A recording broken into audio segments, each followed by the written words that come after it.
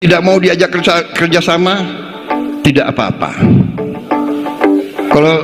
Kalau ada yang mau nonton di pinggir jalan, silahkan jadi penonton yang baik. Tapi kalau sudah tidak mau diajak kerjasama, ya jangan mengganggu. Kesetiaan harus dibalas dengan kesetiaan. Baiklah pemirsa, kembali lagi bersama saya. Assalamualaikum warahmatullahi wabarakatuh. Apa kabar semuanya? Senang sekali saya bisa menyapa Anda semuanya di sini. Bapak Prabowo Subianto memberikan pesan menohok kepada pihak-pihak yang tidak mau diajak bekerja sama dalam membangun bangsa Indonesia ini ke depan. Bapak Prabowo Subianto menegaskan bahwa bangsa Indonesia ini hanya bisa sejahtera apabila semua elemen, elit serta masyarakat bisa bergandengan tangan bahu-membahu untuk membangun negeri ini. Dan kepada pihak-pihak yang tidak mau diajak bekerja sama, maka Bapak Prabowo Subianto memberikan warning agar tidak mengganggu jalannya roda pemerintahan ke depan. Nah, ini sebenarnya adalah warning kepada parpol PDIP Perjuangan, di mana kalau kita berbicara tentang koalisi, maka per hari ini yang tidak masuk koalisi adalah PDIP Perjuangan. Dan kita tahu bahwa PDIP Perjuangan belakangan ini memang sering mengkritik pemerintahan. Terutama kemarin PDIP juga menggugat Gibran sebagai Wakil Presiden Republik Indonesia. Namun pada akhirnya gugatan PDIP ditolak oleh PT UN. Nah, kalau hal ini masih diteruskan oleh PDIP Perjuangan, maka posisi Puan Maharani sebagai pimpinan DPR ini juga bisa terancam. Jadi kalau Bapak Prabowo ini memang mau untuk melengsarkan Puan Maharani sebagai Ketua DPR RI, maka bisa-bisa saja.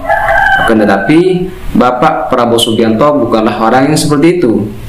Nah, oleh karena itu Bapak Prabowo Subianto menegaskan kepada kita semua, menegaskan kepada semua elemen serta elit untuk saling bergandengan tangan, bahu-membahu untuk membangun bangsa Indonesia ini ke depan. Dan bagi yang tidak mau bekerja sama, ya dipersilahkan. Kalau ingin menjadi penonton, jadilah penonton yang baik. Kalau ingin menjadi pengkritik, maka kritiklah yang membangun, bukan mencaci maki, menghina, apalagi sampai mengadu domba. Nah, baiklah pemirsa, untuk lebih jelasnya marilah kita simak dulu video berikut ini. Kesetiaan harus dibalas dengan kesetiaan.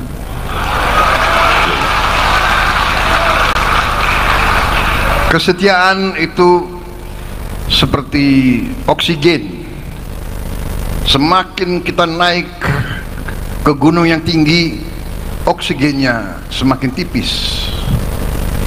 Hanya yang kuat akan sampai di puncak, dan begitu di puncak dia merasakan pentingnya oksigen. Saya merasakan pentingnya kesetiaan, dan saya kira sejarah bangsa Indonesia adalah sejarah begitu sering pemimpin-pemimpin, pejuang-pejuang tidak didukung oleh kesetiaan. Tapi tidak ada masalah. Saya sangat terima kasih dengan kesetiaan PAN 15 tahun tanpa pamrih. Dalam setiap kita bergabung, PAN tidak pernah minta apapun, tidak pernah minta apa-apa. Justru yang minta mahar kepada kita sering yang paling tidak setia. Benar kan? Jadi Pak Daule ini memang doanya luar biasa itu.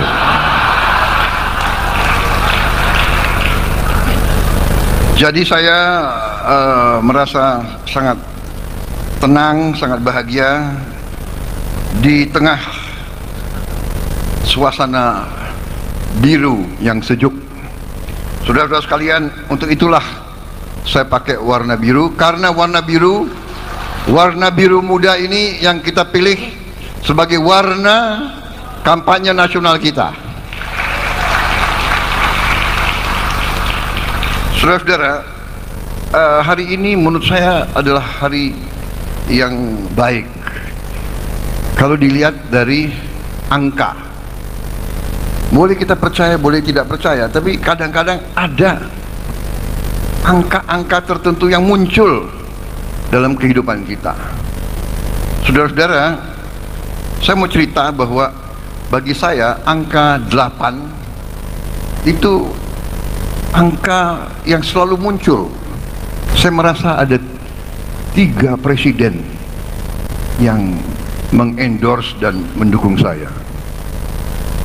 Pertama tentunya, udahlah nggak usah malu-malu, Presiden Jokowi, ya kan? Apalagi, benar nggak? Nggak wajar itu. Kenapa? Saya juga nggak pernah sembunyi. Saya dulu lawan Jokowi, tapi sekarang saya bagian dari tim Jokowi dan saya didukung Jokowi. Mau apa, saudara-saudara kalian? Benar nggak? Udah nggak usah basa-basi lah, ya kan? Tapi saya juga didukung oleh Presiden ke-6, Pak SBY. Itu juga terang-terangan kan?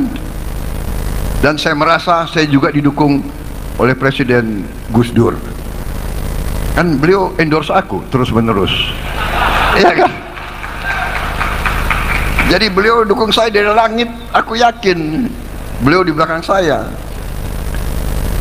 Saya kira mungkin Pak Harto dukung saya juga ya, kira-kira.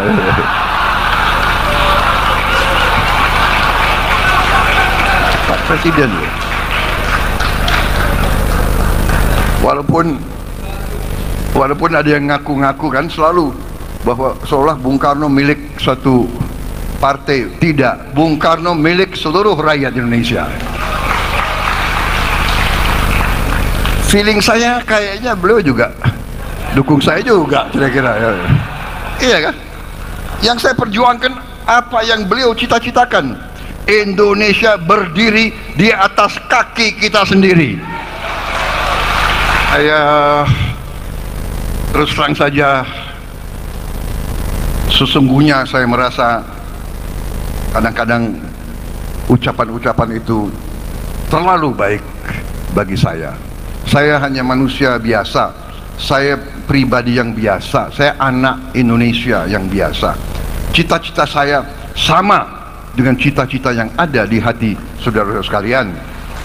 Hanya memang mungkin kesempatan yang diberikan kepada saya tadi, saya diberi kesempatan oleh Yang Maha Kuasa. Benar yang dikatakan Pak Zul Hasan, sudah berkali-kali saya merasa saya sudah selesai di dunia ini, masih diberi kesempatan, sehingga ya saya menerima kesempatan-kesempatan itu sebagai sebuah peluang untuk berbuat yang terbaik bersama anak-anak Indonesia lainnya, bersama patriot-patriot yang lain. Bersama-sama kita berbuat yang terbaik untuk bangsa dan rakyat kita. Itu yang ingin saya sampaikan.